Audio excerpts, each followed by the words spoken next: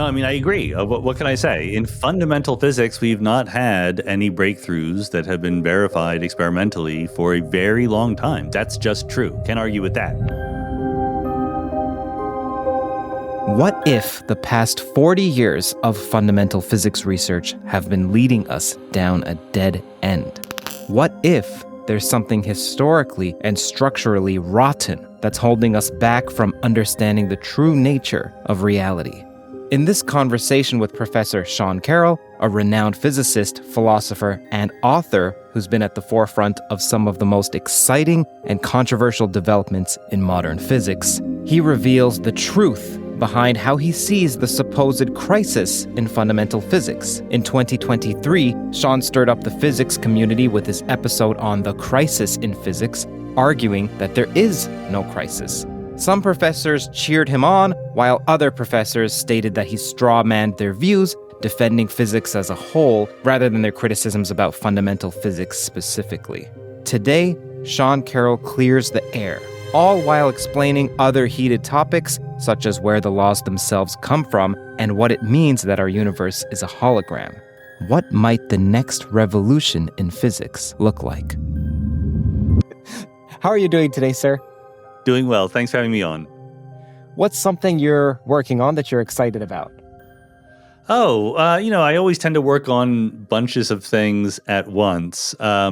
We have a paper that I'm part of, although the main emphasis comes from Oliver Friedrich, who is a postdoc in Germany, on phenomenological consequences of holography. So holography, I don't want to go too much into it, but the holographic principle is a big thing in physics and in quantum gravity. It says that, there's a lot less going on in the world than you might think. The world is not really three-dimensional space. It can be thought of as a two-dimensional space with densely encoded quantum information, and we're just a projection of that into the world.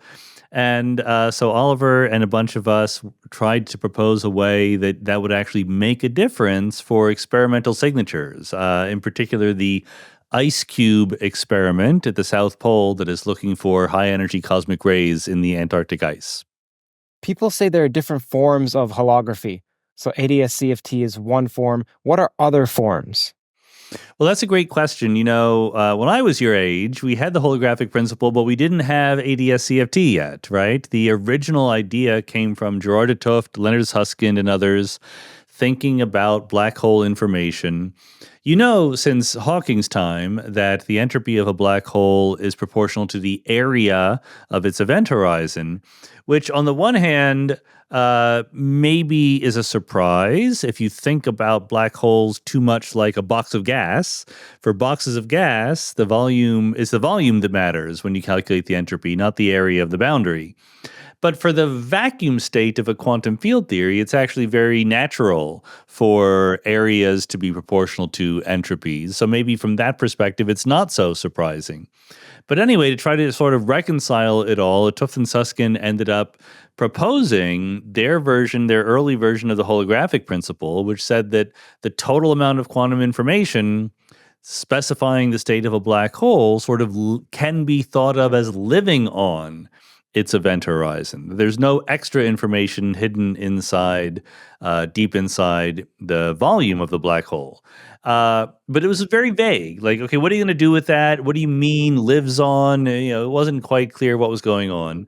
And when Juan Maldacena first came up with the ADS-CFT correspondence, he really wasn't thinking about in terms of holography. He was really thinking about supergravity and stacking brains on the throat of an extremal black hole and noticing that it looks like ADS and, the very, technically sophisticated, typical Maldacena brilliant way of pushing things around. But the holographic idea was added on by Ed Witten. Witten had known about those papers by 't Hooft and Susskind, and he pointed out really, we can think of this as an equivalence between a d-dimensional spacetime and a d+1 dimensional spacetime, and it really implements holography in a very, very direct way. So these days, a lot of times when people talk about holography, they really mean the ADS-CFT correspondence. But there still is that earlier implication of it or version of it. Raphael Busso proposed some very nice covariant versions of the original holographic idea. And so we think that even though we don't live in ADS, there still should be some version of holography in our real world. But it's not at all clear exactly how it's supposed to work. And the one that you're working on is not ADS, not ADS CFT. Yes, supposed to be the real world, supposed to be where we live. I'm still I'm very speculative in many ways, but I still care about the world where we actually live. Do you think that ADS CFT gives insight into quantum gravity in universes that aren't asymptotically ADS? Well, I don't know. I think as a practical matter, probably it does, just because it's a good toy model. It's somewhere where people can ask questions and answer them. That's always good. I am not a simple harmonic oscillator, but in some sense, a lot of what goes on in my body is successfully modeled by simple harmonic oscillators, right? You start with things you understand and you build up complications from there. So certainly questions about, holography in general, entropy, the relationship between entanglement and geometry, maybe something about black hole information and how it's preserved in evaporation. Maybe all these things can be investigated in the ADS CFT context.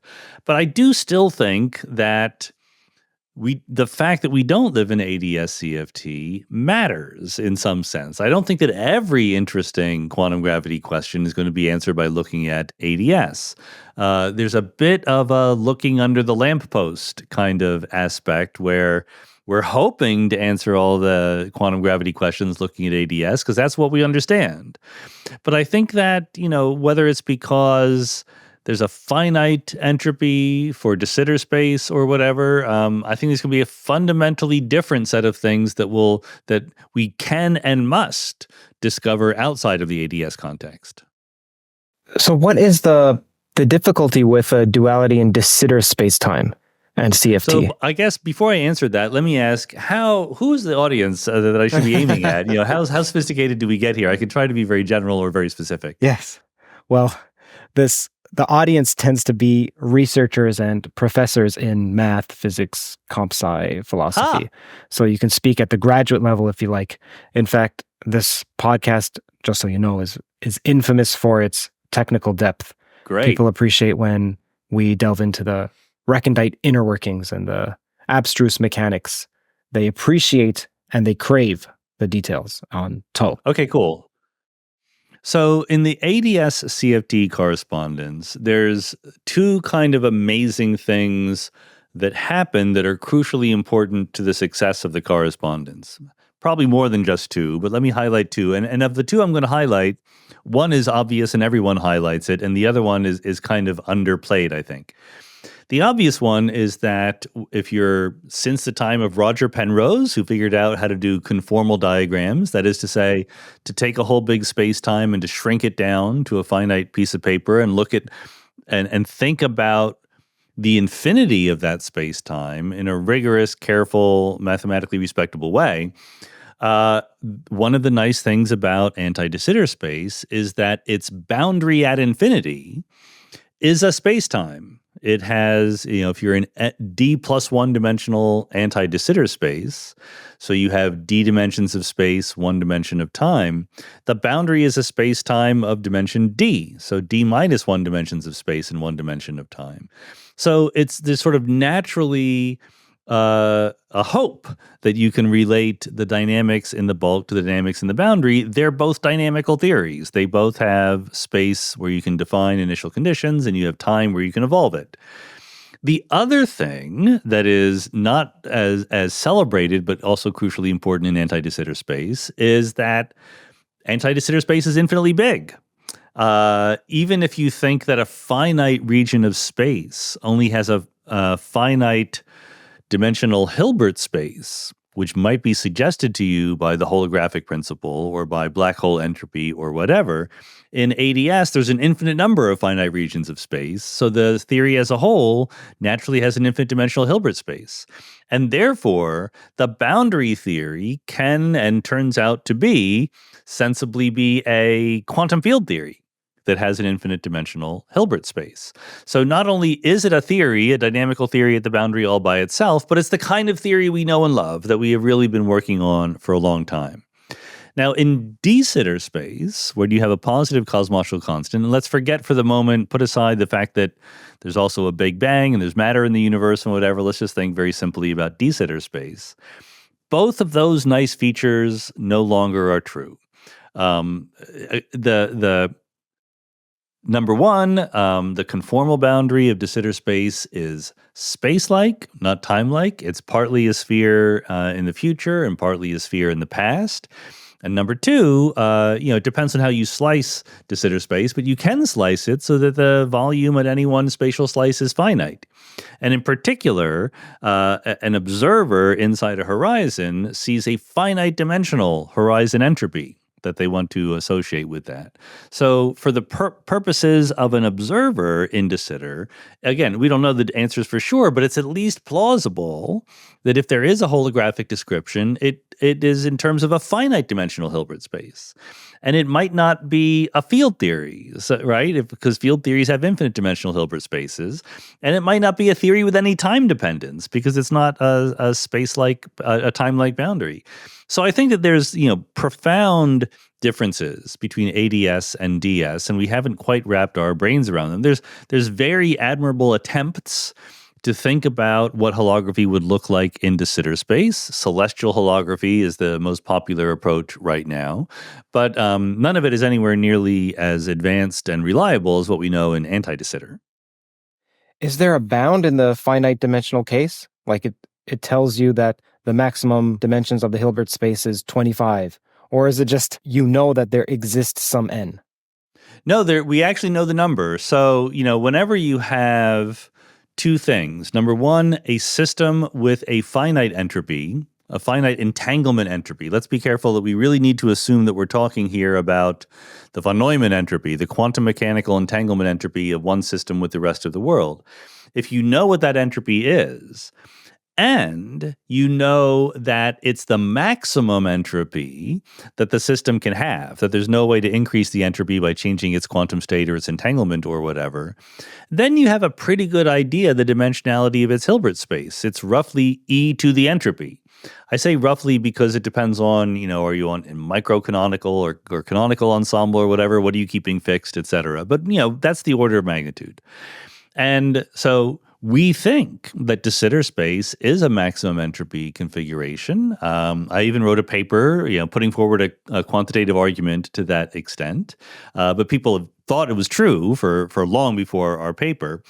And the entropy of a causal patch, that is to say, the entropy of a region that an observer has access to causally, is, guess what? The area of its event horizon divided by, in Planck units, divided by 4, just like the entropy of a black hole. So if you have a maximum entropy state and it has a finite entropy, that implies that you can describe that system quantum mechanically by a finite dimensional Hilbert space. And the answer for our observed cosmological constant is that the entropy, that the dimensionality of Hilbert space is of order 10 to the 10 to the 122. So that's a big number, but it's still finite. There's a big difference between infinity and just a big number. And that's actually what we take advantage of in our paper. So is that a point against DS-CFT, or is it to be taken as a clue that this holography doesn't describe our universe? So my guess, and this is just a guess and it could be wrong, and I'm not even the world's expert, is that there will be DS holography, but it won't be with a CFT. It will not be with a conformal field and theory. The standard model isn't even a CFT, by the way, for people who are listening and wondering. That's right, but I don't even think it'll be a field theory. Because I think it'll be, something more discrete, something with either a finite or a countable number of dimensions of Hilbert space. So let's talk about philosophy. Good. Many people see the relationship between physics and philosophy as a marriage that should be, and some people see it as it should be in divorce. So on the divorce side is someone like Neil deGrasse Tyson. I spoke to him about philosophy. he sees it as having recently not contributed to much, and it would be a waste of time for physicists to learn philosophy. Where are the examples of some experimental insight that has come from a philosopher? These are the questions he posed to me. So those are questions I am posing to you. How do you see this relationship? I think that the relationship should and can be healthy. Of course, most physics or most biology or most computer science or whatever can go forward perfectly well without talking to philosophers or thinking about philosophy.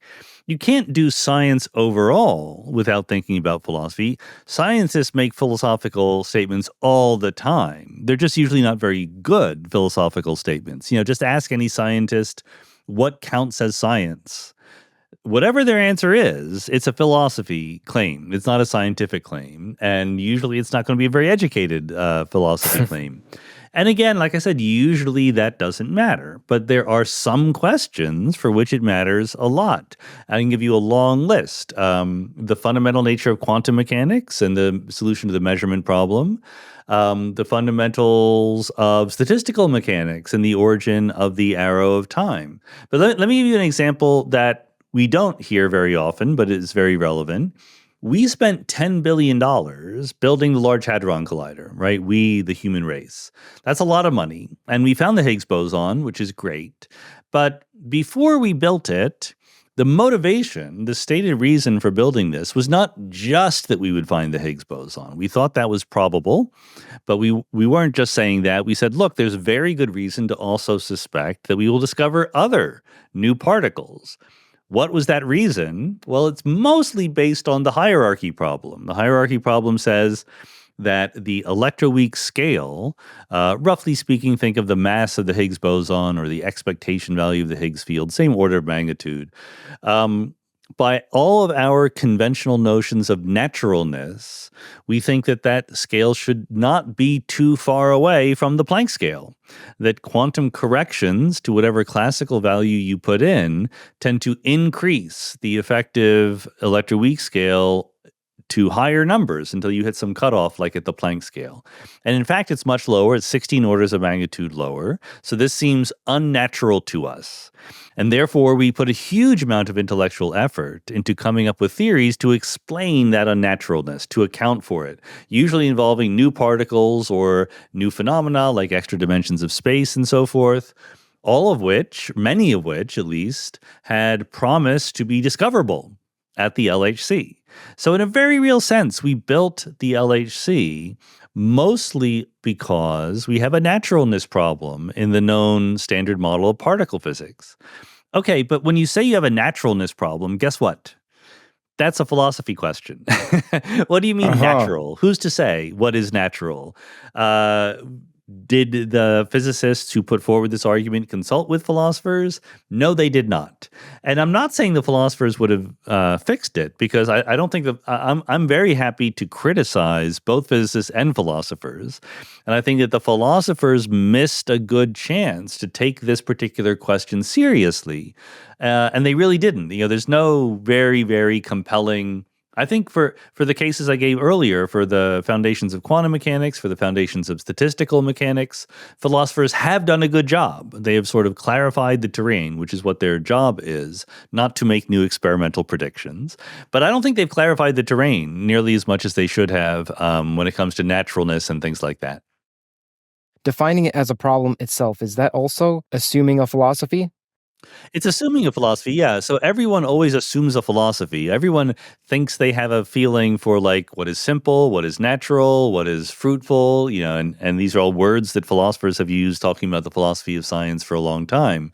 But thinking it through very, very carefully is harder than you might think. I think the real attitude of physicists is more often not that philosophy is useless, but that if they just spent 15 minutes thinking about it, they could answer all of the important philosophy questions. And I think that that's not actually true. They're more subtle than that. Sabine Hossenfelder distinguishes between what she calls problems and pseudo-problems. To her, a pseudo-problem would be something like the strong CP problem, where it would be nice if we had an explanation as to why CP is not violated, but it's not as if there's some inconsistency in our framework. Same with dark energy having an explanation. It could just be another constant. It could just be one of the 26 constants of nature or what have you. Well, this is a very strong philosophical claim that she is making, and I would like to see, very, very careful analysis of when this is true and when it is not true. I mean, if I walk outside and rather than being held down to the ground by the force of gravity, I float up into the air, I could say, well, I just got unlucky that time. I flew up into the air. It doesn't really demand any deeper explanation than that. But as a matter of fact, as working people and as working scientists, we take certain features of the world to be ones that are clues to deeper explanations. Maybe there is no deeper explanation. Maybe there is. Maybe there isn't. Maybe there is. But we are motivated to go look for it. And that can be very, very fruitful, that search, to look for it.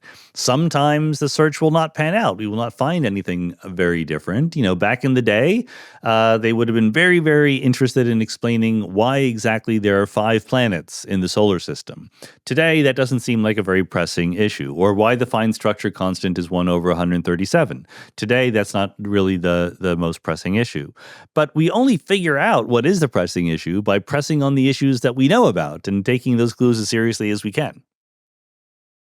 What if Sabina would say the risk here, even though she has a book on philosophy called Existential Physics, if I'm not mistaken, that the risk is if philosophy or if physicists delve too much in philosophy, they start to introduce untestable metaphysical assumptions, and maybe they prioritize elegance or philosophical elegance over empirical evidence. What would you say to that? Well, like I said, physicists can't help but do philosophy. They can only do it badly. And the problem is not that they're philosophizing. The problem is that the problems are hard. Like if you want to understand what is the dark matter, because you're completely correct. For dark energy, we have a very good theory of what it could be. It could be the cosmological constant. Maybe that's just the number. Maybe there is nothing more to say. For dark matter, we're not that lucky. We don't have an obviously correct theory. Maybe it's axions, maybe it's WIMPs, maybe it's, there's many, many different possible things.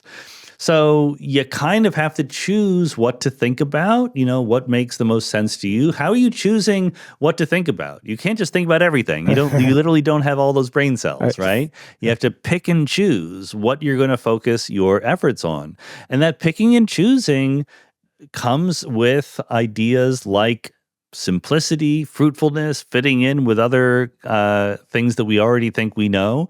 These are fundamentally philosophical questions. The problem is not when physicists are too philosophical. It's when they lose sight of two things. There's lots of problems. Yes, one problem okay. is when they do philosophy badly. Another is that when they just start pushing around equations for their own sake, not trying to match up with the real world at the end of the day. I think it's a very valid criticism. But we don't know how to make progress, right? We have theories that fit the data. That's a really, really difficult position to be in. If you have a better theory, let us know what it is, by all means. And in the last case about pushing around equations, you mean theories that have been inspired by physics, the math has been inspired by physics, and now they follow that math? Well, yeah, the ground has shifted beneath our feet. If you grew up doing high-level theoretical physics in the 40s, 50s, 60s, there was an enormous amount of data to be accounted for, right? And the data didn't stop coming. We keep getting more and more data. The problem is we can account for it now. It took us, maybe up until the 70s to really figure out how to do it. And I'm only talking now about particle physics and fundamental physics. So obviously, there's an enormous amount of effort that is going into way more than is going into particle physics. Most physicists are doing atomic physics, condensed matter physics, plasma physics, whatever, much more experimentally accessible things. But in the world of particle physics, we have the theory. It fits the data. And so it's, what do you do in that situation? And I think there's different strategies that one can pursue. There is a danger when you have a theory that fits the data, you start playing around with other theories that are more speculative, for their own sake. I have no problem whatsoever with playing around with speculative theories, with trying to learn more about how the real world, about how the space of theories behaves. That's a perfectly valid thing to do. But I would strongly advocate keeping in mind that the reason we're doing it is because we ultimately care about the real world in which we live. And it is possible to forget that if you grew up in a world where you did not, no one, neither you nor any of your friends succeeded in inventing a theory that accounted for some puzzling experimental phenomenon. Some people would say string theory may fit that. What do you say? I don't think that string theory as a theory fits that, but maybe some string theorists fit that they valorize, a little mathematical investigation of some particular regime of the theory, which is maybe a tour de force intellectually, but is not actually getting us any closer to the real world. But string theory itself is certainly a very promising model for understanding quantum gravity in the real world. And I think that it's just important to remember to push it in that direction while we're doing all this more in principle, understand the nature of the theory kind of stuff. Nima Arkani Hamed has this quote that string theory is great, it's spectacular, string theorists are wonderful, etc., but their track record for qualitatively correct statements about the universe is garbage. I knew the word garbage was in there, yes.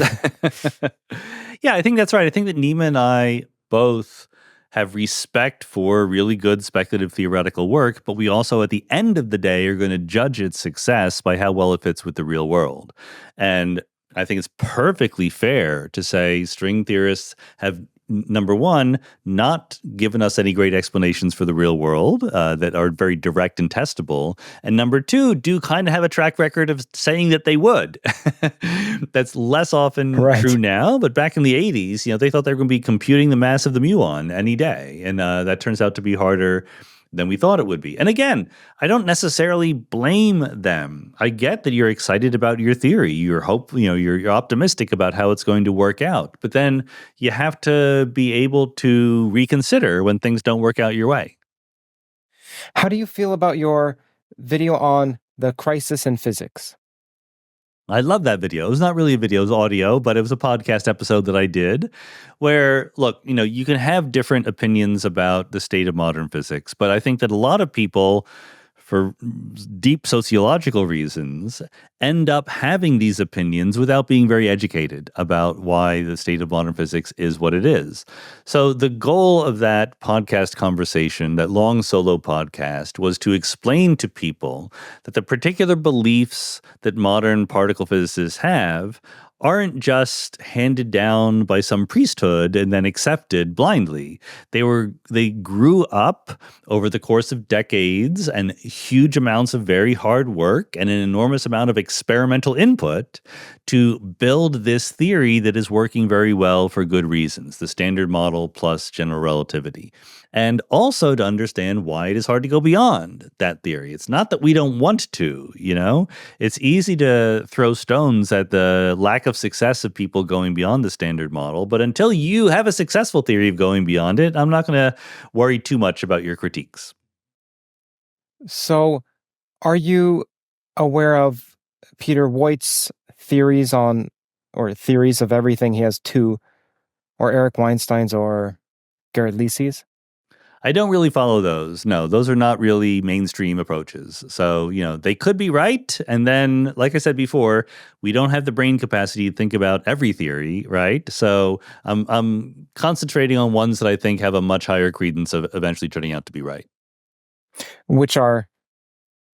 Well, holography, string theory, versions of string theory. The thing, even if string theory turns out not to be right, which is completely plausible, I am, very impressed with the idea of holography. It seems like Stephen Hawking's calculation of black hole entropy and further elaborations on that idea are pushing us very strongly in the direction of saying that whatever quantum gravity is, it's not a straightforward quantum field theory.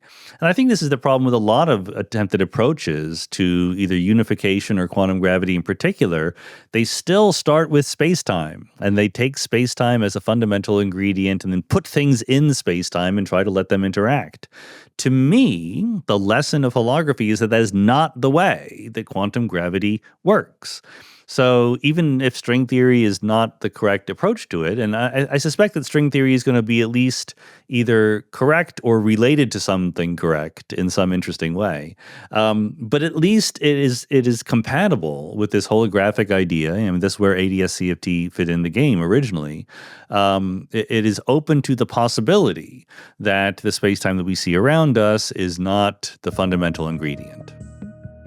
It should be stated at this point, for those of you who are mathematicians wanting to learn more about the mathematics of string theory, I have a 3-hour deep dive called The String Theory Iceberg. This behemoth YouTube video delves into the topics of dualities in string theory, the Green-Schwarz mechanism, homological mirror symmetry, and even some of the technical problems with ADS-CFT. What is specifically meant when people say, or some people say, and you can pick a person because I'm sure there are many different interpretations of this, that physics is in crisis? What's meant by that?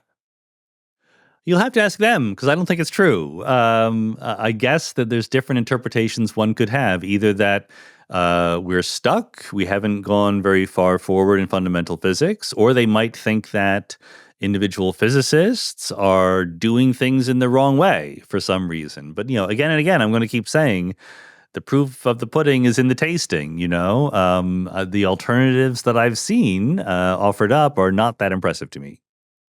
In the comment section, I had a brief skim through, and they were saying that when people say physics is in crisis, they don't mean physics as a whole, they mean fundamental physics, and that the podcast focused on the successes of applied physics like MRIs and lasers and so on to counter the claim of stagnation.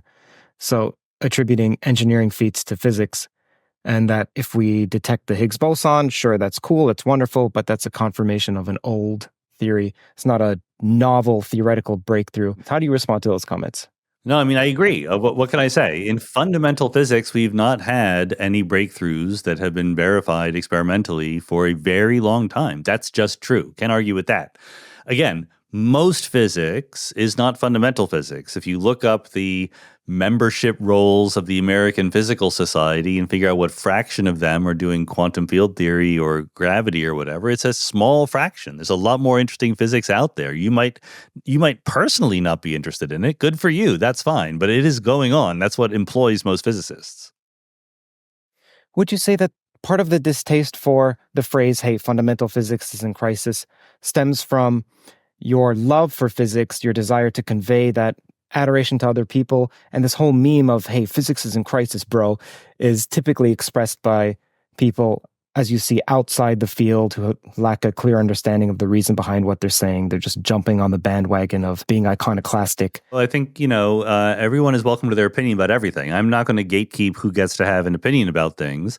I just want people's opinion about things to be as educated as they can be. That's why I try to offer up my own solo podcast and other efforts. I think it would make sense to say that physics was in crisis if I had a very sensible argument that physicists were working badly, were doing the wrong thing, were making mistakes. If anything, I think that in the foundations of quantum mechanics, that's an argument that you can make, that we've been ignoring the foundations of quantum mechanics for a long time. But in particle physics, quantum field theory, quantum gravity, I don't see evidence that that is the right attitude towards what physicists are actually doing. So when I was researching this, I could see that the crisis in physics is threefold. So there's what I call the Great Stagnation, which we just referenced, and then there's the Great Schism, which I'll speak about shortly, and then the Great Silence. So the Great Stagnation is that there haven't been new discoveries that have pointed the way to physics beyond the standard model or general relativity in a way that resembles a consensus. Okay, cool. That's just one element. The other is a schism that happened approximately in the 80s or so, or especially in the 90s, where the field is split, and many people don't realize this. So there are string theorists who literally say string theory is the only game in town. I didn't know that string theorists say that. I thought that was just a claim from people who weren't string theorists to lob at string theorists to say, hey, you all think this, but they would never say that. But I was speaking to Kumran Vafa, and he explicitly said twice in the podcast, it's the only game in town. So this also then has this element of trial by string theorists where new ideas are also evaluated by string theorists. And I'm speaking specifically about fundamental physics. So I agree, there's no crisis in physics as a whole. It's quite foolish to say that, especially just look at condensed matter physics. It's booming, and if you want to contribute something new, that's the great place to be. But it's partly this derisive and supercilious attitude by the string theorists since the 80s that have cost people jobs, and this is in part what Peter Voigt is talking about with his critiques, though his tend to be more mathematical about overhyping string theory. The majority of the time, though, the issue is with the string culture. So that is to say that there's a history of its arrogance and its incuriosity and its suppression of alternative ideas. That's the schism. And then how about I let you comment on that? Do you see that? Yeah, I mean, I would say that there absolutely are string theorists who sincerely and honestly believe that when it comes to quantum gravity and unification, string theory is the only game in town. That is not necessarily true. I don't agree with them, I should say, but I get why they think that. As I said, I think I explained in my podcast about this, it's not as if we fixed all the problems of physics and moved on to trying to do quantum gravity. In the mid-1980s, nobody was interested in quantum gravity for very good reasons. The Planck scale is very large. Gravity is a very weak force. We can't collide gravitons and see what happens. The prospect of getting any good theoretical handle on quantum gravity seemed unrealistic, the early 80s, I should say. String theory came along and offered an answer to some of the puzzling aspects of quantum gravity in a very unexpected way. It's a finite theory. You can collide gravitons together in the string theory thought experiment and get a very perfectly well-defined answer. And other theories you just can't. What can you say? So that gave people, very, very good optimistic reasons to push the theory forward. And then the other thing about string theory is that even though it clearly has failed in making experimental predictions we could test against data, it also clearly has kept itself alive on the theoretical side. New ideas keep coming in. ADS-CFT is a perfectly good example, but D-branes and M-theory and various versions of holography, there's lots of examples that you can give. The swampland idea is arguably such a new idea right now. So it hasn't crashed and burned.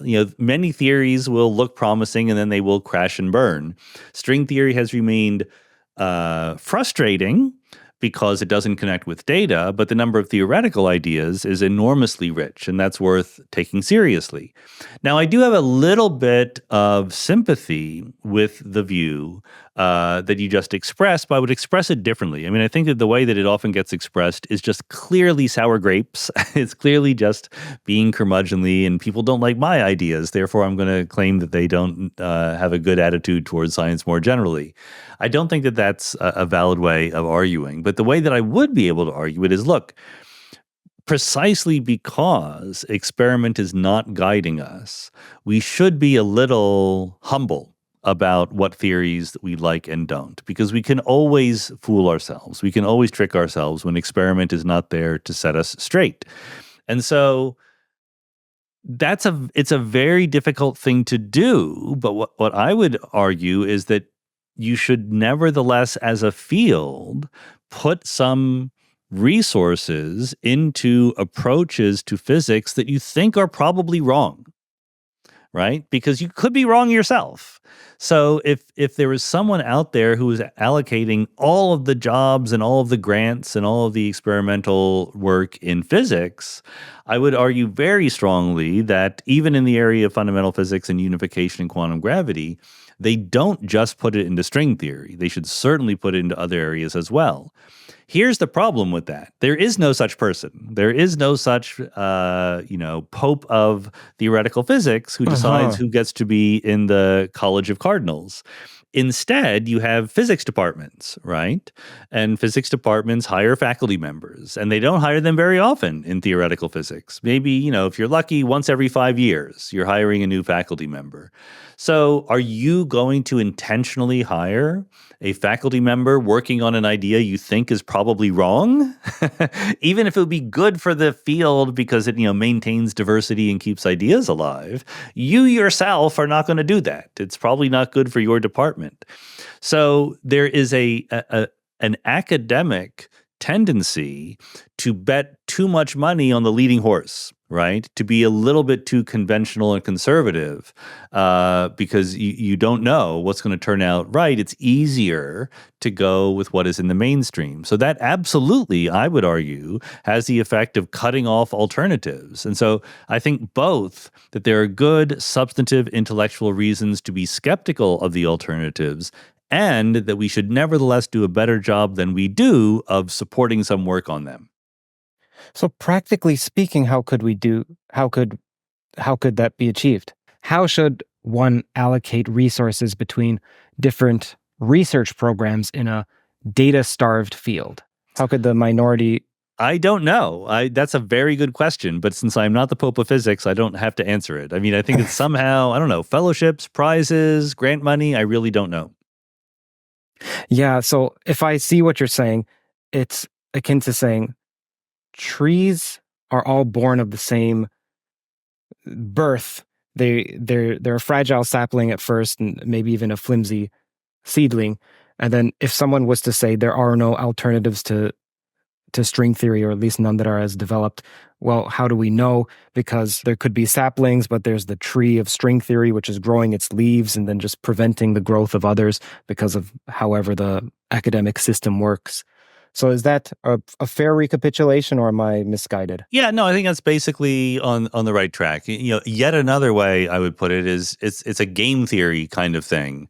In many games, it turns out that the best strategy to use is what's called a mixed strategy. So in any particular case, you might think that there's one thing to do that is certainly the best thing to do. But if you do that thing over and over again, people are going to figure out what you do and you are exploitable. So even though there is something that is the best thing to do, your best strategy is to do mostly that, but also some other things as well. I think that applies to, keeping different fields alive within physics or within other academic areas. It's so tricky because if you're someone like Roger Penrose and then you start to branch out in your later years, you have a Nobel Prize, then you're told you have Nobel's curse because now you're a bit too woo. It's a tough rope to walk. Roger Penrose is a brilliant, brilliant mathematical physicist who's made absolutely central contributions to the field. And as a result of that, ideas that he has that are not that promising actually get way more attention than they otherwise would. So I don't think that he gets any disadvantage from being a famous, respected Nobel Prize winning physicist. I think that he gets a little bit more respect than the idea itself would if some nobody who was a postdoc proposed exactly the same idea. I see. So there's respect in the public sphere, and then there's respect in the academic sphere.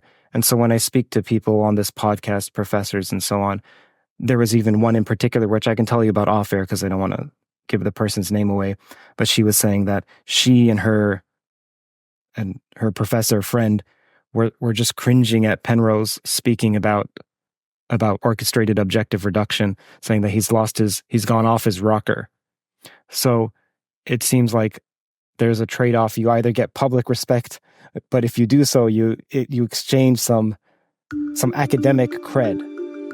The orchestrated objective reduction theory, also known as ORC-OR, is a controversial theory proposed by Roger Penrose and Stuart Hameroff. It suggests that consciousness is spawned from quantum computations in microtubules within neurons, positing that these computations collapse in a specific manner guided by gravity, leading to moments of conscious experience. While ORC-OR has attracted attention for its ambitious scope, and because its creator is a legend in the field, it still remains highly speculative. Many scientists, including Scott Aaronson, are skeptical. Critics argue that the brain is too wet and warm and noisy for quantum coherence to play a significant role. Interestingly, a recent paper this year does suggest that microtubules display quantum effects, specifically one called superradiance. Whether this paves the way for Penrose's theory being correct is still far from clear. Physicists say that each other are off their rockers all the time. This is not exactly, you don't need to win the Nobel Prize to be told that you're full of shit or off your rocker, okay? It's just more noticeable when you won the Nobel Prize. But, there's a lot of ideas about collapse of the wave function, et cetera, out there. And the fact that you've heard of Penrose's versus many of them is because he's been so successful other times. And look, that's not entirely irrational. If someone is really, really brilliant, it will occasionally happen that they say things that to you seem crazy. But you should have an attitude, well, like, they've been right before, so I'm going to at least pay some attention to what they're saying here. I think that's perfectly valid. That doesn't mean you have to believe it, but you can pay some attention to it. How do we distinguish genuine but unconventional ideas from pseudoscientific ones in such a way that we don't alienate the people who want to come into physics, who are genuinely interested in physics? Honestly, I'm not that interested in demarcating science from pseudoscience. I think that a lot of times there's bad science, which some people who don't like it want to discredit by labeling it as pseudoscience. I'm perfectly happy to say that intelligent design is science. It's just crappy science. I don't have to pay any attention to it. It's obviously wrong. So I don't need to bend over backwards to invent philosophical ways of arguing that it's illegitimate. I just think it's bad. What would be another example of something bad, but is science? Flat Earth theory. Very, very bad. All right. So there's this guy named Terrence Howard, and I'm sure you've maybe seen clips, maybe you've read about it. What are your views on that whole situation and how it blew up? Look, I don't care that much. He has zero of interest to say to any working physicist. He has some crazy ideas. Again, I get these crazy ideas in my email box every day.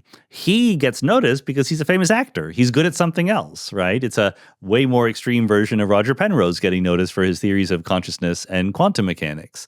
But life is short. I don't have time to worry about people off the street with crazy ideas about fundamental physics. One of the ways I see that situation is that we tell people, kids in particular, high school kids, even undergrads, like you can be a scientist, you can contribute to math, anyone can be a physicist. And remember, Feynman said that true science is about being irreverent to authority. You challenge ideas. We like to be proven wrong. That's what makes science great. And that there are no foolish remarks. And then someone comes on the scene like a Terrence Howard, who's clearly interested in physics and chemistry and math and has his own ideas. And then we say, well, it turns out there are asinine comments you can make, and not everyone can be a physicist. Do you see a tension? Yeah, I think that Richard Feynman was not a very good philosopher. He was a very good physicist, but I would, it's very, very hard to be right about this because his remarks there absolutely do capture something true, but they're just a little bit overly simplistic. If you're a good scientist, you can't be wedded to the conventional wisdom. You can't be beholden to what everyone else thinks is true. And indeed, as any working scientist knows, the way to become super successful is to figure out why the conventional wisdom is wrong, right? You don't become a famous scientist by proving Einstein right. You become a famous scientist by proving him wrong, by doing better than Einstein. But that's really hard to do. That's the thing that people don't get told. It's easy to be irreverent. It's easy to be unconventional and individualistic and have your own ideas. It's really, really hard to do it well. I wrote a blog post a long time ago called "Being a Heretic is Hard Work," explaining how, I'll put that on screen and then in the description as well for people. Yeah, I don't even know what's in it because I wrote it so long ago. Maybe it's embarrassing now. But the idea was when I was an undergrad, I was, very invested in the idea of overturning Einstein. And I even worked on, with some professors at my institution who had data that they thought maybe was evidence against Einstein. I thought this was very, very exciting and so forth. But I didn't understand general relativity. I didn't really understand the astrophysical data and all of its limitations, et cetera. And so to be a respected respectable, useful, productive heretic is enormously harder and a little bit less exciting than the movies would have you believe. And there's one other factor I think that is also super duper important here. Please. I don't care who you are. I don't care whether you're an actor or a person on the street or a PhD in physics. That is entirely irrelevant. But I do care how much work you've done put into thinking and learning about physics as it is understood. You're asking me to put aside time in my life to read your theory and pay attention to it. Well, first, read my theory and pay attention to it. My theory is called the Standard Model of Particle Physics. And if you're not at the level where you've understood the reasons why that theory is so good, then look, maybe you have a brilliant idea, but probably not. And so I'm going to spend my time elsewhere. Just a tiny bit of pushback. In the case of reading the Standard Model, would you say that Eric Weinstein and Peter Voigt and Lee Smolin, that they have read the Standard Model and Garrett Lisi and they understand it and they can Lee Smolin certainly does not belong in that list of people. He is a very respected, very accomplished physicist who has some very non-conventional ideas, and that's great, just like Roger Penrose, just like many people do. The others are more amateurs. They're not, people who've written a lot of physics papers, people who've demonstrated that they've contributed to the field in useful ways. As I said, that's fine. I don't care who you are or whatever, but I think that those I don't care about these individual people, right? What I care about is do you build on or account for the reasons why we think the way we do already? It's here's a tip for reading papers that make outlandish claims in physics or in anything else. An outlandish claim is outlandish because the conventional wisdom doesn't accept it right away, right? It doesn't fit in. So again, the conventional wisdom is never going to be 100% correct, but there are reasons why it's the conventional wisdom. And it's not just because Ed Witten tells you that's conventional wisdom, it's because there are good intellectual reasons. So if you're going to tell me the conventional wisdom is wildly wrong in some way, that's 100% good and fine and wonderful, but start your paper with the following phrase. We understand that you might not believe this theory for the following reasons, and now we're going to tell you why those reasons don't apply to our theory, right? Show me that you've understood why I will be skeptical, and my skepticism will be much easier to overcome. I don't mean to harp, but in Peter Voigt's case, just to be particular, what would he say is wrong about the conventional wisdom? I don't know. Yeah, I don't think he's making that claim. I'm not familiar. I don't, like I said, I don't read his stuff, so... So part of earlier when I talked about the crisis in physics, I mentioned there's the great stagnation, the great schism, and then the great silence. So the great silence is that it's difficult to have a conversation like this, but inside academia. Now you may say, hey, behind closed doors, but I'm unaware of any conference that's dedicated to questioning the direction of fundamental physics itself. And even when talking about, look, we don't have the time to read other people's ideas.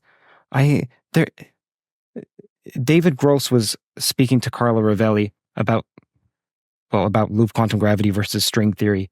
And David was saying something about loop quantum gravity has a problem with matter, with fermions.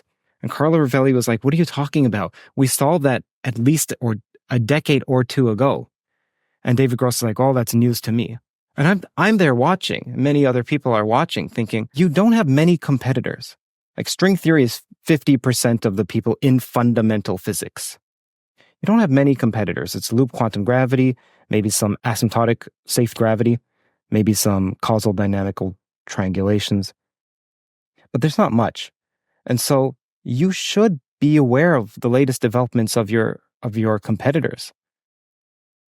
So I don't know if it. Yeah. Anyway, that's. What do you say to that, sir? Well, I think what I said before in a similar way. I don't think that David Gross has any responsibility for being up to date in the latest developments in competitors to string theory. I think the field has a responsibility to take those developments seriously, but an individual 80-year-old Nobel Prize winning physicist has earned the right to think about the ideas that he thinks are the most promising. And there's, again, very good reasons for him to believe that loop quantum gravity is not promising. I think that nevertheless, despite those reasons, it's good that as a field, we give some resources to loop quantum gravity. And what you have to understand is that the whole field is in constant conversation about these things. And much of the conversation does happen behind closed doors, not because it's super secret, but because, you have a faculty meeting. And at the faculty meeting in your physics department, the theoretical physics group comes up and says, we would like to hire another string theorist.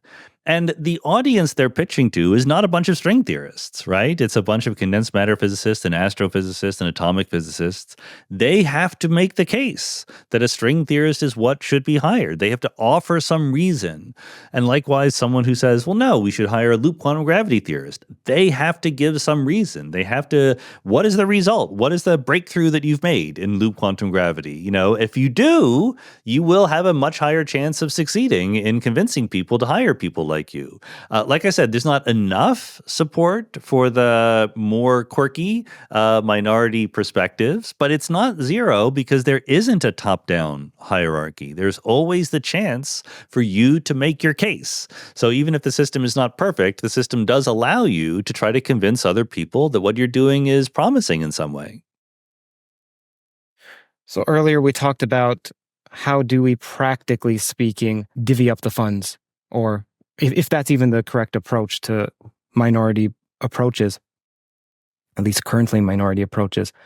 And then the answer was, well, we don't know because neither of us are popes. And are there discussions that you're aware of in physics thinking about this, but in a public way, not just behind closed doors?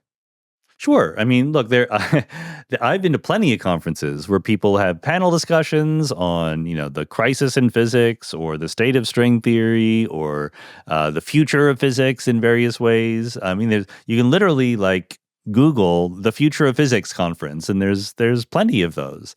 They're not the most relevant conversations. I think those faculty meetings are more relevant. I think that funding agencies have meetings. How much money are you going to allocate to these different things?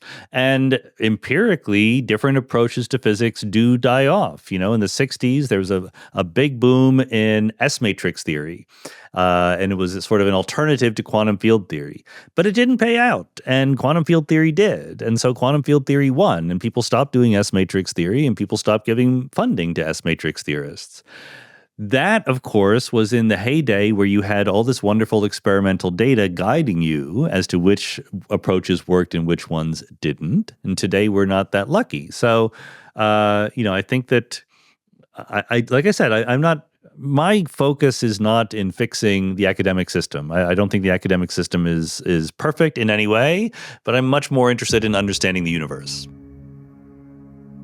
It's useful to have a summary of the situation thus far. After speaking with people like Neil Turok of the University of Edinburgh, Lee Smolin of the Perimeter Institute, Gregory Chaitin of the Institute for Advanced Studies, among others, who all believe there is a crisis in fundamental physics, I've identified their claim down to 3 elements.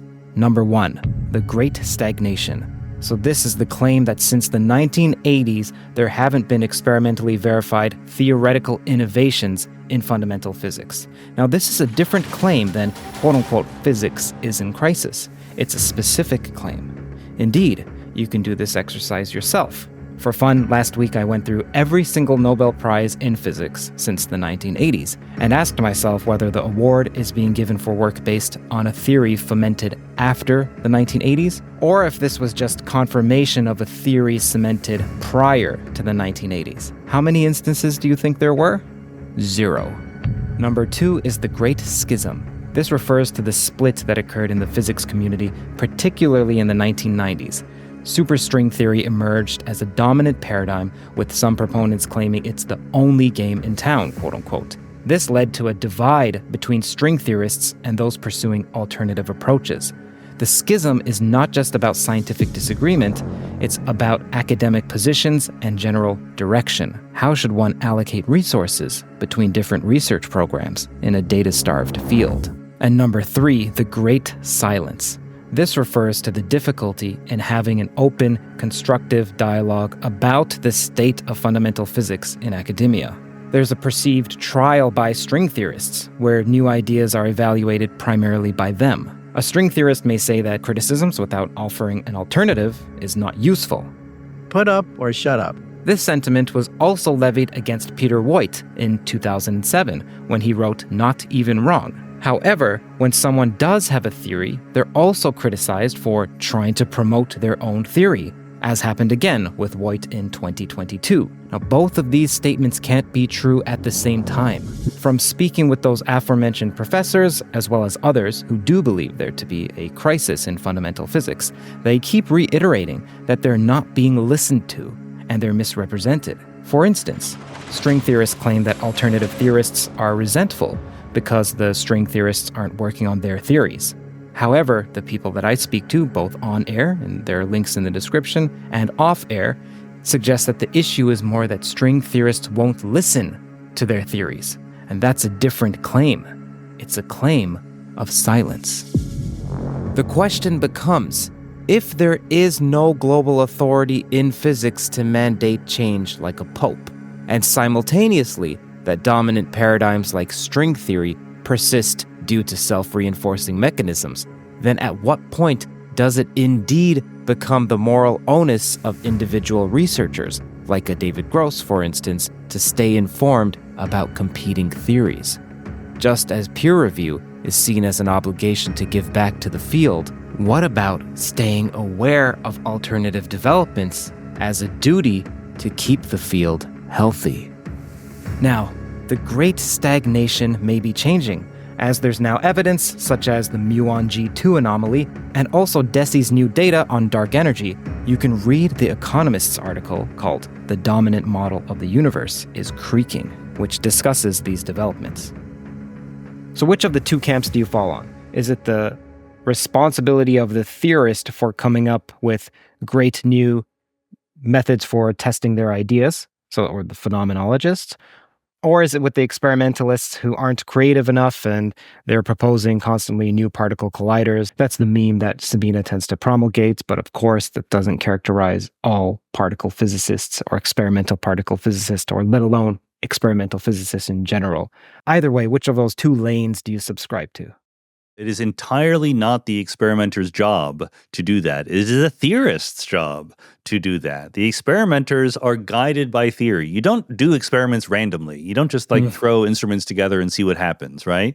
You build very, very precise machinery for what you think is a good reason, right? You couldn't just build the Large Hadron Collider without knowing that there was going to be new particles there that would have certain signatures. You would have to control for your noise in certain ways. You have to be sensitive to certain particles coming out, et cetera, et cetera, et cetera.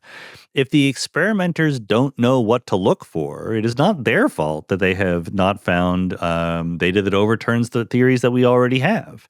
It's the theorists who have to tell them what to look for. This is why I wrote this paper that we started with, because we need to ask questions about, okay, if ideas like holography are true, what would be the experimental signatures? I mean, Lee Smolin is entirely correct. It's absolutely possible that the data are already there. And I think that's very, very worth doing, but I'm not going to blame the experimenters for not having done it yet.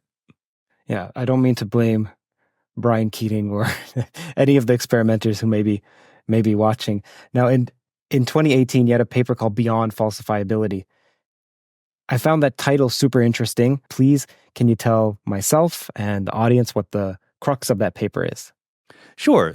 There was this famous idea from Karl Popper, a philosopher, about demarcating science from non-science. And you have to understand, Popper had very clear examples in his mind. His idea of a good scientific theory was Einstein's general theory of relativity. His idea of a bad scientific theory was Freudian psychoanalysis. He had other examples of bad scientific theories, but those are two good paradigms that people will be familiar with. And he came up with the idea that the difference between these two theories is that general relativity stuck its neck out. It said, if I, general relativity, am correct, then light will be deflected by a certain angle during a solar eclipse. And he says Freudian psychoanalysis does not do that. Freud does the opposite. You come up with some story that your patient has told you, and a good psychoanalyst will always be able to explain it using psychoanalysis. So there's no way to show you that psychoanalysis is not right, okay? So that was the falsifiability criterion that was supposed to demarcate science from non-science. So it doesn't work. It's not at all. You can read the paper. I encourage people to actually read the paper, not just the title. But the argument is not that we don't need evidence or we don't need data or anything like that. That is the opposite of the argument. The argument is that the relationship between theory and data is way more complicated and nuanced than this simple idea that Popper had. For one thing, you can have a theory, it makes a prediction, you do the experiment, it does not come in line with the theory, and you realize, oh, actually, I made the prediction badly. Or you realize, oh, my experiment was wrong. Like there's a million different ways that you actually need to get into the nitty-gritty of the experimental process to understand that relationship. The other is that, you have to think about, are you saying that things are unfalsifiable in principle or in practice? A classic example of a theory that people say is not falsifiable is the many worlds interpretation of quantum mechanics, because it says there are all these other worlds. Popper was a fan of the many worlds interpretation of quantum mechanics because it made definite statements. You cannot, in principle, see the other worlds. Sorry, I should say you cannot, in practice, see the other worlds. But in principle, there's a different world. There's a different reality if the worlds are there than if the worlds are not. So as far as Popper was concerned, that was fine. He hated the Copenhagen interpretation of quantum mechanics. He didn't love, to be very, he didn't love the many worlds interpretation because he had his own interpretation he thought was even better. But he did not say that it was not legit because of falsifiability reasons. And the hilarious thing, of course, is that physicists who will go around poo-pooing philosophy love the falsifiability criterion because they understand it, right? It fits on a bumper sticker. They think it solves all the problems. Philosophers of science know perfectly well that it has all these problems. The reality is much richer than that. And so in the paper, you will see some pretty damning quotes about the falsifiability criterion by professional philosophers of science. And again, not any criticism of Karl Popper as a philosopher. He's one of the great philosophers of science of the 20th century. Isaac Newton was wrong about gravity because we know better now. Karl Popper was wrong about the demarcation problem because we know better now. So what was his interpretation of quantum mechanics? Oh, I don't even know. It never got very far. It didn't get very popular. What you mentioned about the in beyond falsifiability in the first part of your explanation, that if you have a theory, you make a prediction, the prediction turns out the data doesn't match the prediction. There's something called the bundle of hypotheses by Quine. Have you heard of that? What was it called? Bundle of hypotheses by Quine. Oh, yeah. Yes. Okay. That reminded me of that.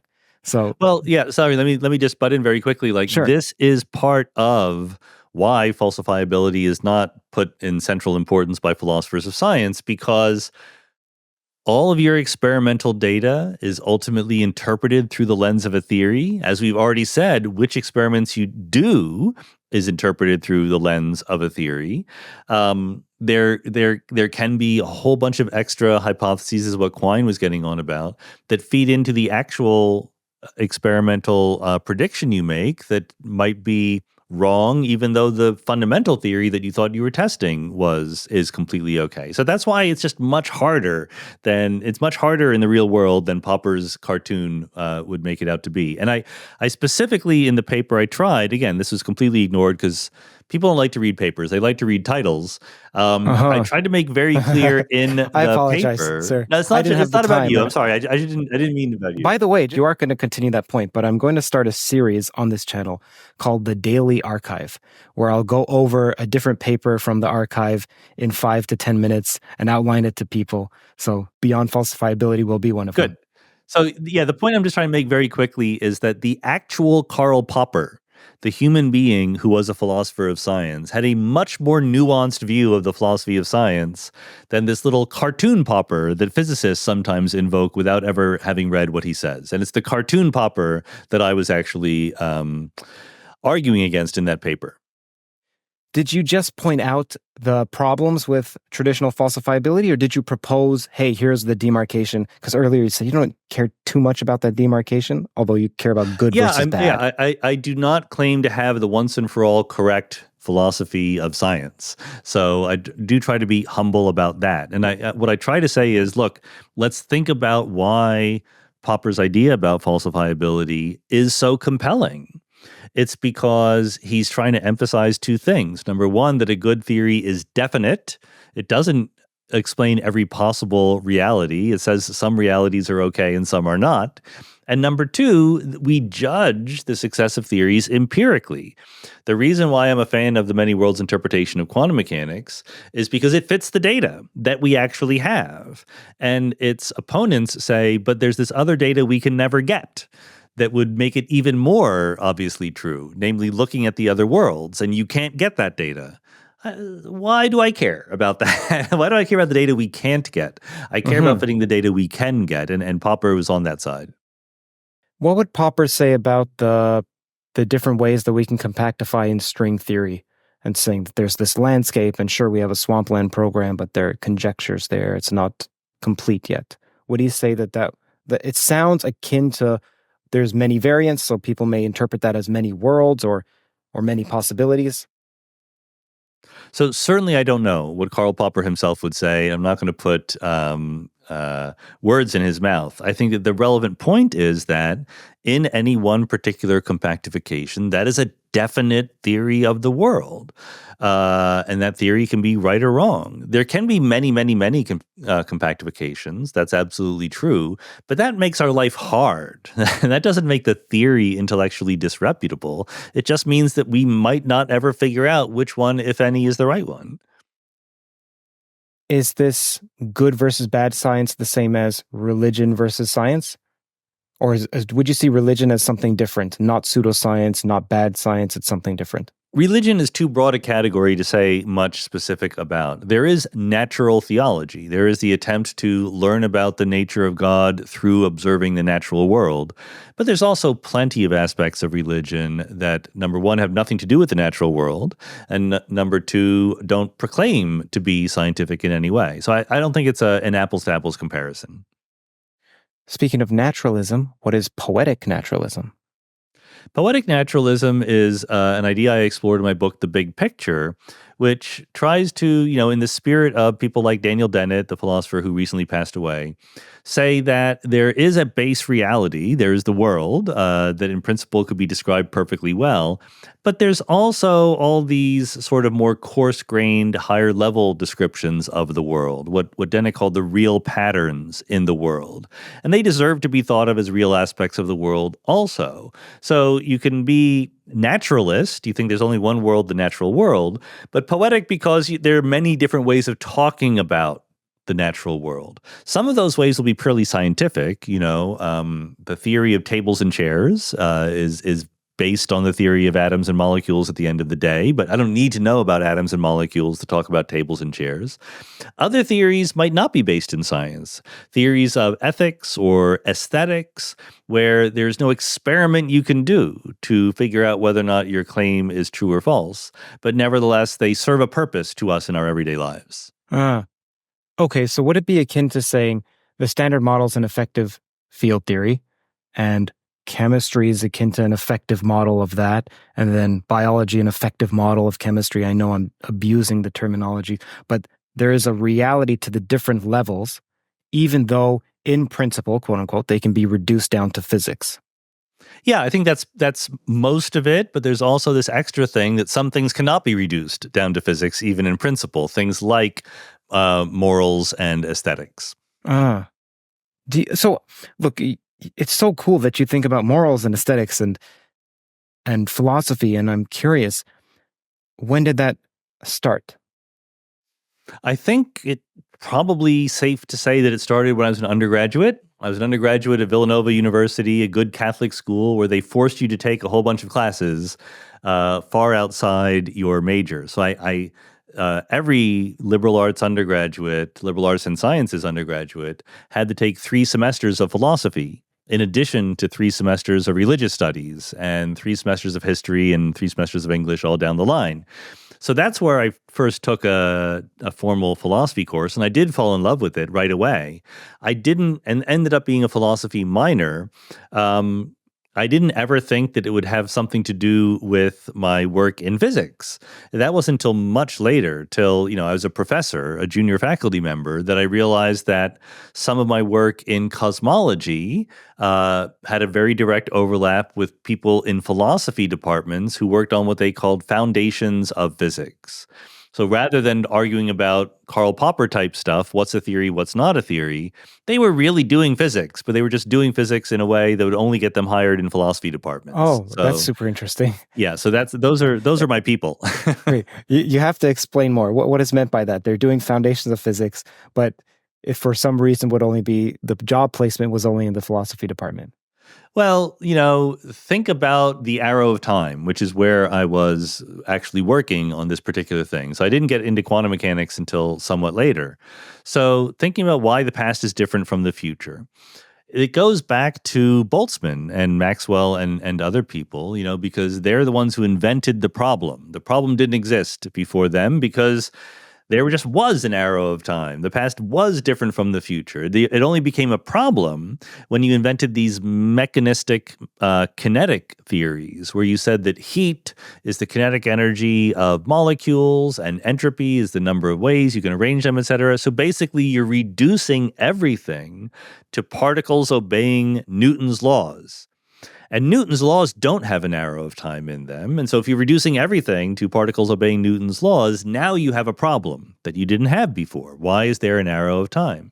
And there's a long tradition in physics, going back to Boltzmann, of claiming that you have derived the arrow of time when you really haven't. You've cheated, you put it in your assumptions, and you derived time asymmetric conclusions from time asymmetric assumptions, which is not very difficult to do. And it was the philosophers who really figured this out and got it straight. And I think that in the philosophy of physics community, foundations of physics community, David Albert at Columbia is given the most credit for really sort of establishing what is thought of as the conventional picture, where you give equal credit to the dynamical laws and to the initial conditions. And again, plenty of people had sort of said words like this. Richard Feynman, Arthur Eddington, plenty of people, have thought about this, but it was the philosophers who really said it clearly and rigorously and so forth. Meanwhile, in physics classes around the world, we're still told that you can derive the second law from some equations without putting in an initial condition explicitly, and that's just wrong. We're just lied to, but that's okay because you get the right answer. And physicists, at the end of the day, just want to get the right answer, which is that entropy increases. What was wrong with Boltzmann's argument, and what's meant exactly when you say people should give, or that David Albert showed that people should give equal credit to initial conditions and evolution laws? So the idea that Boltzmann had was that you could start with, and again, not only Boltzmann, but others, you could start with this idea that a gas is actually a bunch of, let's say atoms bumping into each other, okay? And then you can just use probability and statistics to derive the idea that entropy increases. And he indeed did prove a theorem, the H theorem, that kind of sounds like that. But it makes an assumption, the assumption of what is called molecular chaos, in German, the Stoßzahlansatz. And the molecular chaos assumption says that if I have a bunch of molecules going to bump into each other, they are uncorrelated with each other, okay? Which kind of makes sense. They're moving around randomly in the box of gas, etc. But it turns out at the technical level, you can make that assumption once. But as soon as you make that assumption at one moment of time, then when the molecules bump into each other, now they're correlated. Now they're coming in opposite directions from where they were before, right? So you can't remake that assumption again and again. So either there's you have a choice of two possible mistakes. One mistake is you remake that assumption again and again, and that's usually what people do because it gets them the right answer. Or you just apply it at the beginning of your problem and not the end. The reason why that's a mistake is because you're trying to derive the fact that there's a difference between the past and future. And if you assume there's a difference between the past and the future, then you haven't really succeeded, right? And look, again, people are smart. Loschmidt pointed this out to Boltzmann. Loschmidt had been Boltzmann's professor. And, Boltzmann kind of filibustered. He never came up with a good answer to this so-called reversibility paradox. And ultimately, the answer is you have to explicitly break time reversal symmetry by putting an initial condition that is low entropy. So what do you make of approaches that do away with initial conditions or boundary conditions like Hawking and Hartle? And for people who are listening, when they hear Hawking and Hartle, no boundary, and they think in terms of you have an equation and you input something in, the equation is the black box, and you output. It sounds like there is no input. How can you even have an output? What does that look like? Help people understand that.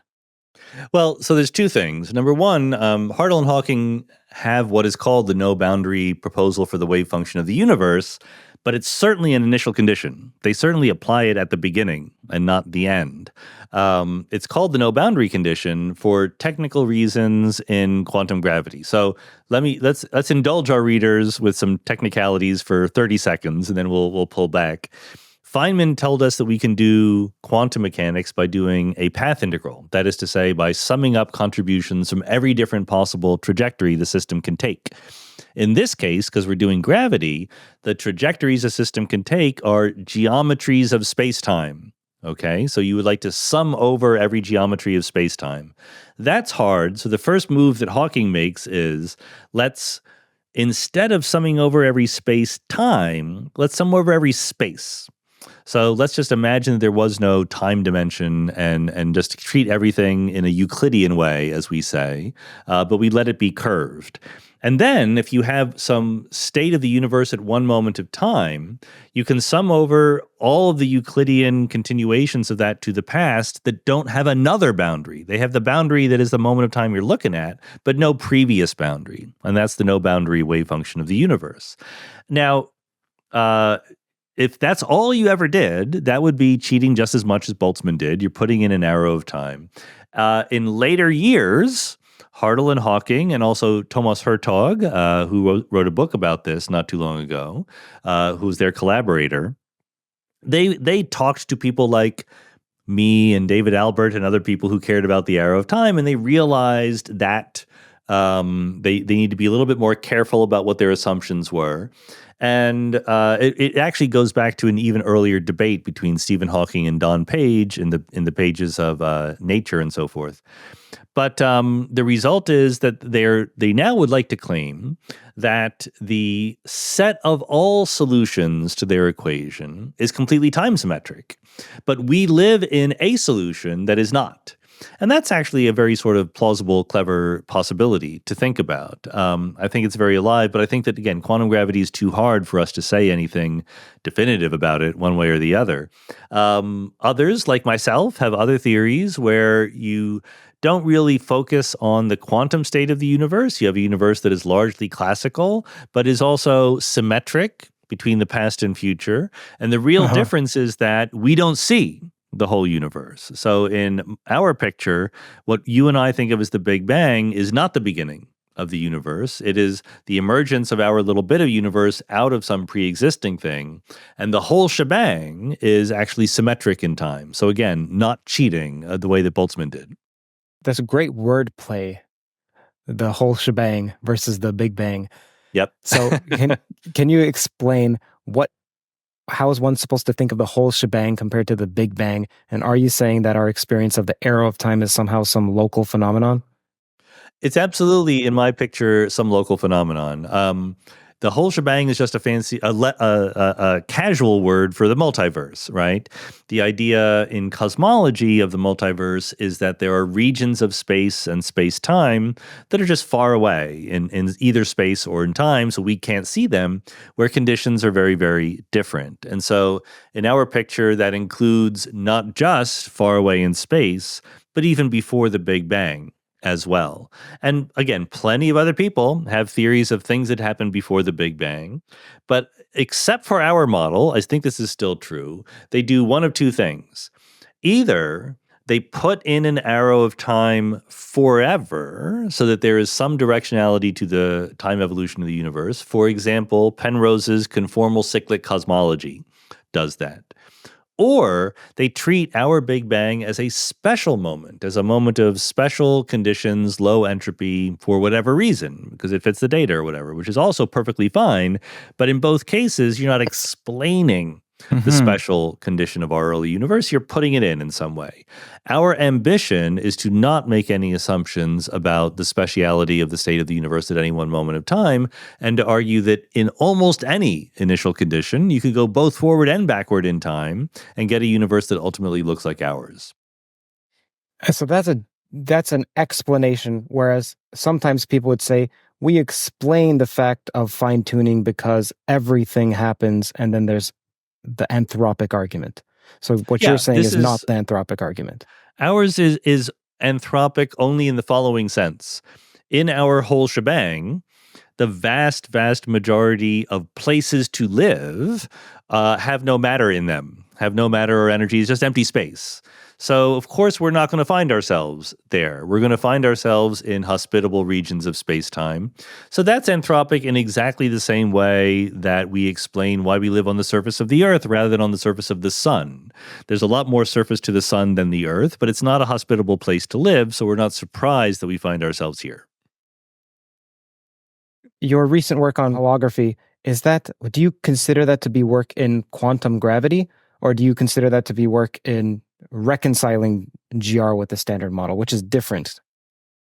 It is work in quantum gravity, but it is not proposing a new theory of quantum gravity. It is taking a purported feature of quantum gravity, namely holography, which again is descended from Hawking and Bekenstein, etc., and asking, is it possible that that feature, in a very robust model-independent way, has potentially experimentally observable consequences. So it's not a theory of quantum gravity, it's a theory of how quantum fields behave in the presence of gravity. The definition of quantum gravity is that you sum over metrics or possible geometries, or that you second quantize, so-called second quantize Einstein's equations. Does this ring true to you as a definition of quantum gravity?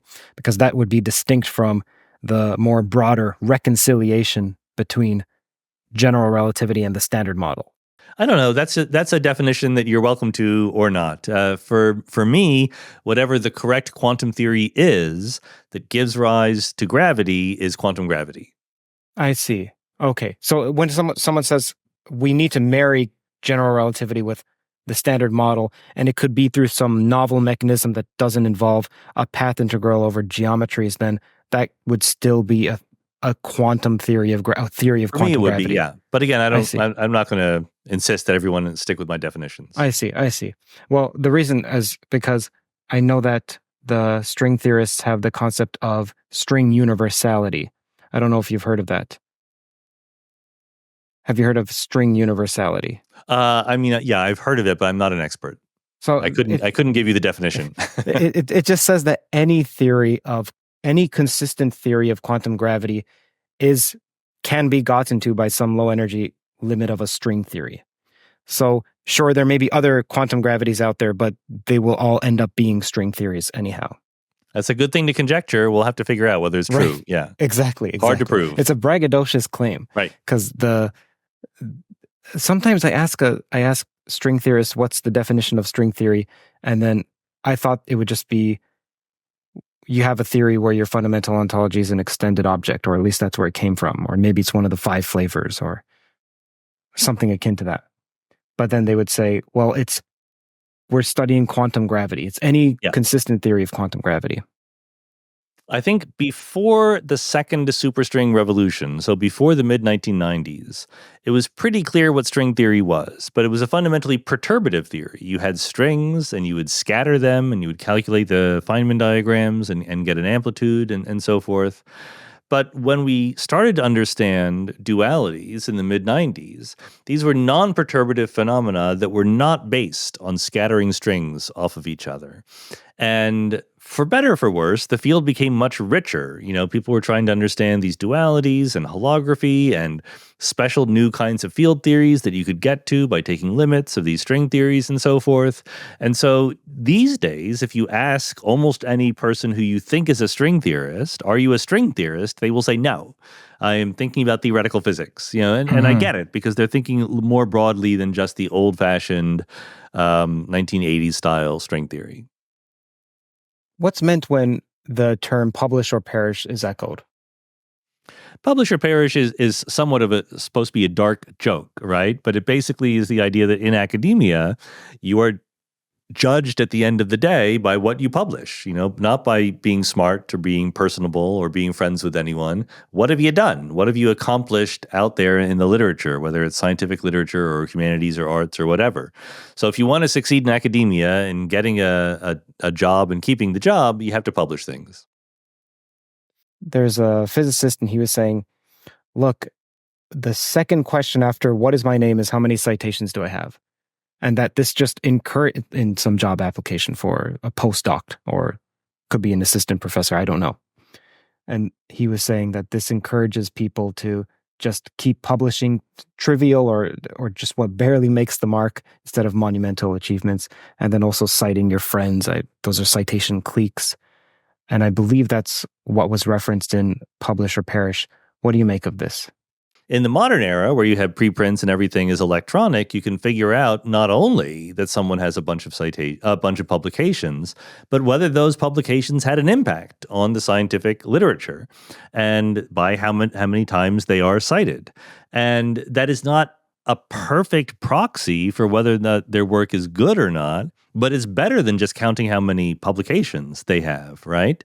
I've never seen any application for any job or anything that asks you how many citations you have, but you wouldn't need to because anyone can go online and figure it out in 30 seconds. Go to Google Scholar and plug in somebody's name and you'll be told. There are ways to try to exploit the system strategically, right? Like you say, get all your friends to cite your papers or whatever. Those ways are not super effective.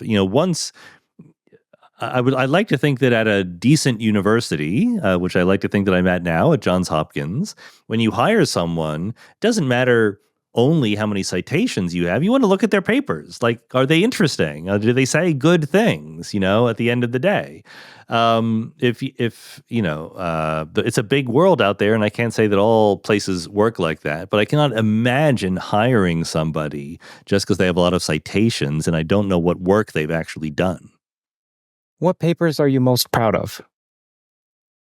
Yeah, the papers I'm most proud of are uncorrelated with how many citations they have, actually.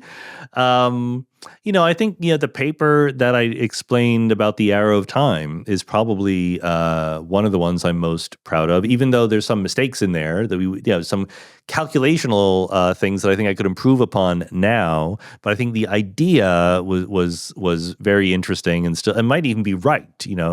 Ideally being right is interesting. Interesting.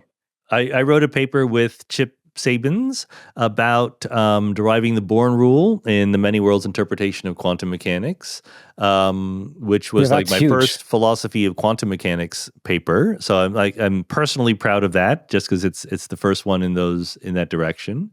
And I have one called Quintessence and the Rest of the World, which was an early intervention in theories of dark energy when they became interesting in 1998 when we just discovered dark energy. And I pointed out some issues of naturalness with many people's theories of dark energy, and I pointed out how to get around them, and on the basis of that, I made an experimental prediction, which they're still trying to test these days. People like Brian Keating and others. So that's always makes you feel good when you make an experimental prediction that people are trying to test. And where do your ideas, what you consider to be the best ideas of yours, where do they come from? When do they occur to you? Is there a pattern to them?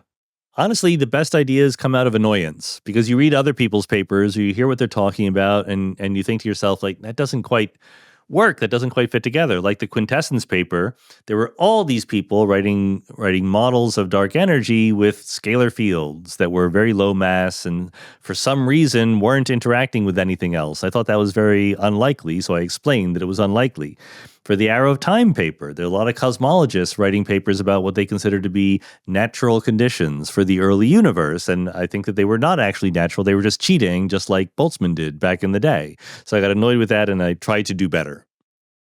So, what would you say is the correct model in your present deliberation of dark matter? Oh, dark matter, I'm quite open about. I was completely of the opinion 20 years ago that there were good arguments for weakly interacting massive particle, dark matter. But those arguments went hand in hand with other arguments that would have led you to believe that the Large Hadron Collider would discover a lot of new particles when it turned on. And so that hasn't happened. So I've updated my credences about that. Like I said, there's plenty of other options on the market. I think axions are probably the most plausible right now. Axions are also good for other reasons. So, but we'll have to wait and see. That's an empirical question. Neil Turok and Latham Boyle have a joint model, and they believe that dark matter is right-handed neutrinos. Now, I shouldn't say belief, I should say that they just proposed that, although Neil himself may have said he believes that to be the case. I think you got to be careful when you say someone believes something. It is the job of theoretical physicists to propose ideas they may or may not believe. My first ever published paper was a model that violated Lorentz invariance, that picked out a preferred rest frame of the universe. Not because I believe that Lorentz invariance is violated in that way, but it goes back to what we were talking about before. The experimenters can't do an experiment until the theorists tell them what to look for. And so we were, pioneering the idea that you would violate Lorentz invariance and then ask the question, how would you know? What would be the experimental outcome that you could go look for? So I don't know whether Neil and Latham actually believe that the dark matter is right-handed neutrinos, but they're very, very sensible in exploring that possibility. Myself, I don't know. I think that their model is one of the ones that I briefly alluded to before, where you pick some special initial conditions at the Big Bang. And I think that I want to do better than that somehow. Maybe we can. Like we said, maybe the universe is just like that, but I'm holding out hope that we can do better. Is there something like a no-go theorem that you see them violating, or something that comes to mind when someone proposes that dark matter could be right-handed neutrinos? No, I don't know any. It very well could be. I think that dark matter is something where we should be very pluralistic, very open-minded, thinking about lots of different possibilities. I asked Latham Boyle for a question for you, and he said, "Okay, can Sean tell me?" He said, "I'm a boring person, Curt. So here's my question: what's something new that will blow my mind? Any new great ideas that Sean has heard about recently?" This is not a terribly great question, Curt, something like that, but this is my question. What I want to, the sort of scenario / hypothesis that I'm thinking about very, very gradually, because it's a little bit half-baked, is how the laws of physics themselves could emerge out of the quantum evolution of the wave function of the universe. We have this idea in many worlds that you have a wave function, it evolves. In the traditional understanding, when you measure a spin of a particle that is in a superposition of spin up and spin down, you have two worlds in the traditional understanding of many worlds, one of which you measured spin up, one of which you measured spin down. But those worlds are exactly identical except for the spin is up or the spin is down. In particular, the laws of physics are exactly identical in those two worlds. But I think we can be more open-minded. We can be more general than that. We can explore possibilities where you start with a wave function evolving under a Hamiltonian where you wouldn't recognize the Hamiltonian as, oh, it's three-dimensional space with the standard model of particle physics and things like that, right? It looks like some mess. And out of this same kind of process of decoherence that you end up in the late universe measuring spin up or spin down, it could be the case that what you and I recognize as the dimensionality of space-time, the field content of quantum field theory, maybe even the existence of Lorentz invariance and gauge invariance and things like that, they emerge out of the branching of the wave function and the decoherence process. I don't know if that's true or not, but that's what I'm thinking about right now. Yeah. Have you thought much about how did the laws themselves come about? Well, this would be trying to do that. I mean, at some point, you would have to argue that there is some feature that our current laws have that makes them, and perhaps, look, it's many worlds. There could be many other branches of the wave function where things look very different, but maybe, the individual branches like it when things look local and Lorentz invariant. I really don't know. What keeps you up at night? I sleep pretty well. I'm not kept up by that much. Politics is much more likely to keep me up than physics is. Physics is much more likely to have me dream about it. I don't have political dreams, but I do have physics dreams. If I'm deep into a paper that I'm writing at any one moment, I start dreaming about it, and that's a little disconcerting, but I do sleep through it. Well, some people get profound ideas from dreams. Have you? I think that's overrated, to be honest. Profound, I think fruitful ideas. Yeah, no, most of my dream ideas are pretty nonsensical. They're very unhelpful to me. So earlier you seemed a bit skeptical of loop quantum gravity, and I'm wondering, what do you see as its shortcomings as compared to, say, string theory? Well, loop quantum gravity has its beginnings as a field theory. It has its beginning as trying to quantize general relativity. Ashtekar invented these variables using holonomies and so forth, and Smolin and Ravelli figured out ways to quantize them and solve the Hamiltonian constraint, things like that. That just seems to me to be the wrong approach. Like, I don't think that quantum gravity is going to come out of quantizing general relativity. I think it's going to be more subtle than that. So there's nothing you think it's just wrong from the approach, not some lack of results or... Well, I think because of the approach, it is fundamentally not a holographic theory. It is hard to get that kind of holographic behavior or, the Bekenstein bound and other things that we know from semi-classical quantum gravity. Maybe it's possible, like people are very, very clever. I thought that they had the entropy of a black hole and its equivalent to Bekenstein-Hawking entropy. Well, they say they do, but they knew what answer they wanted to get, and they got it. And it is not clear to me they're not cheating when they get it. Yes, okay. Well, that's always going to be a problem because we have all this data. Sure. So any new theory will have that as an issue, even string theory. Yeah, that's right. But string theory has more impressive accomplishments to its name, such as not just calculating that the area is equal to the entropy, but taking a limit where you turn gravity off, and the thing that made your black hole is now just a set of fluctuating branes where you just do conventional statistical mechanics to it and still get the right entropy calculation. And that's a non-trivial check that they're on the right path. Yeah, so when people say that string theory has all of these mathematical results or all of these interesting physical results and alternative approaches don't have that, I'm always thinking, doesn't one have to weight that, like WEIGHT, have to weight that by how much manpower and time was spent on string theory versus an alternate approach? So for instance, it's not quite fair to compare a whole program that's been around for 10 years, let's say, that has 100 people working on it, with another one that has 1,000 people working on it for 30 years. Something akin to that. Absolutely. I think that's true. But what are you going to do? The community finds string theory much more promising, so they put more resources into it. I don't mean to say that there's something that has to, well, maybe there should be something that's done. As for what, neither of us have a great answer to that. But I mean to say that we can't say that some other approach isn't as rigorous or isn't as well developed as a critique against that approach without taking into account this weighting system. Yeah, that's completely fair. Everyone has to use their own best judgments because we don't know what the right answer is. I put a lot of weight on the fact that I don't think that quantum gravity comes from quantizing general relativity.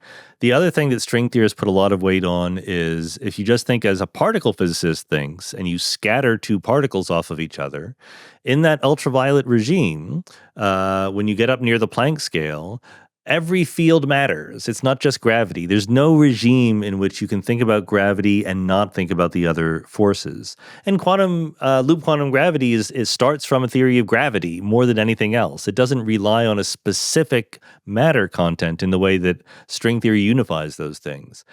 Maybe those considerations are not relevant at the end of the day, but that's all we got to go on. So people are going to vote with their feet and decide what they think is more worth investigating.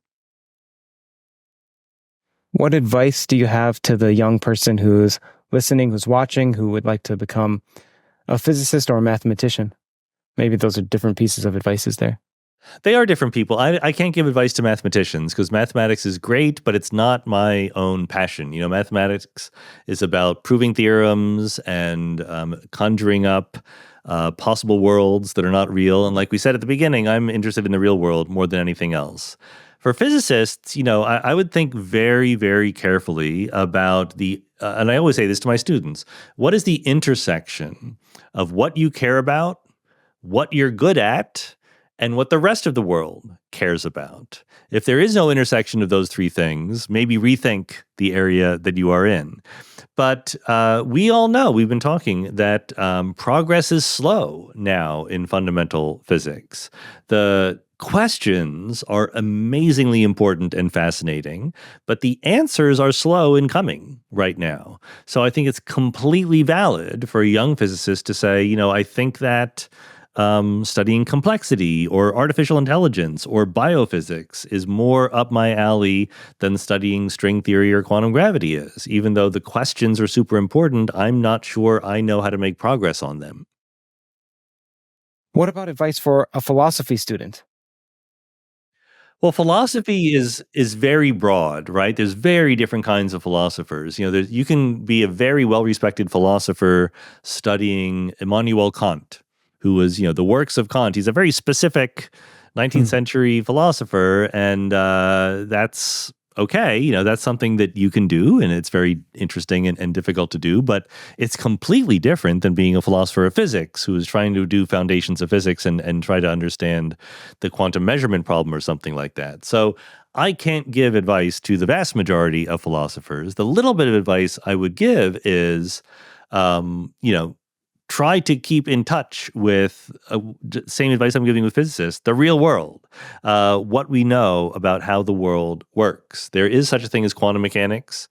There are equations. The laws of physics underlying our everyday lives are very well known.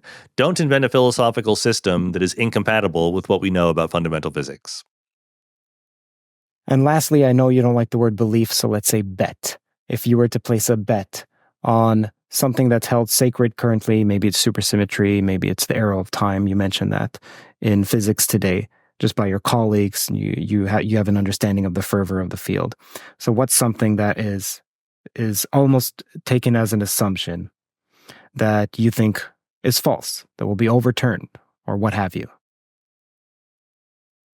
Two of them. Because I imagine one of them will be one that we've covered already. I think that's very hard to give an honest answer to, because if I really thought the way that I think is not that assumptions that everyone shares are false.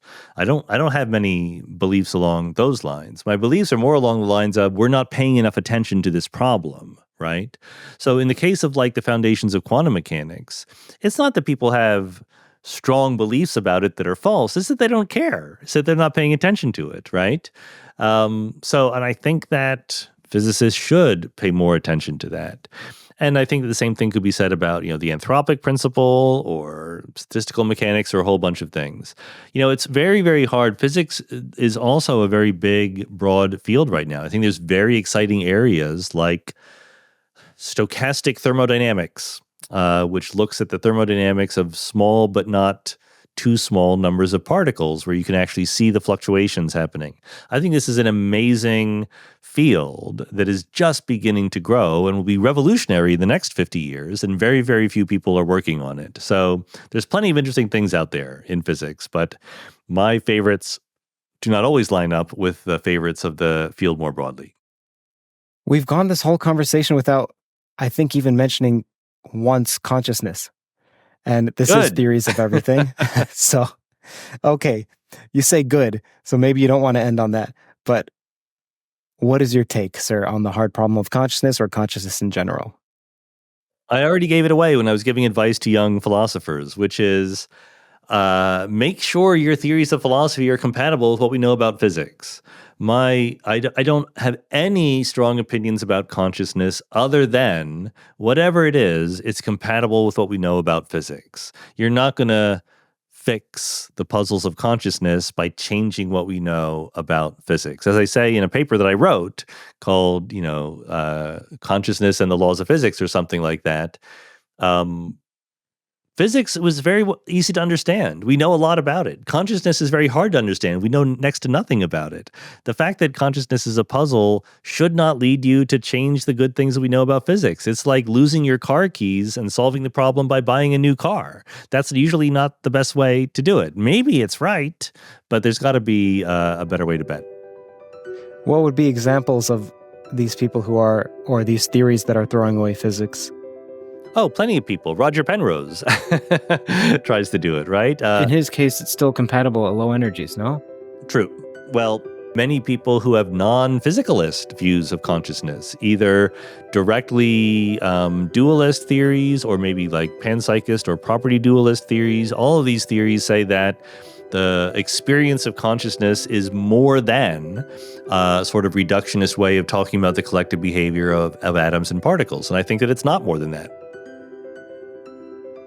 Sir, thank you for spending 2 hours with me, or 1 hour, 45 minutes or so. Thank you for spending so long with myself and with the Theories of Everything audience. It's an honor to speak with you. It's a long time coming, and it's something I'll remember. So thank you, sir. Great, my pleasure. Good luck with it. Looking forward to seeing it.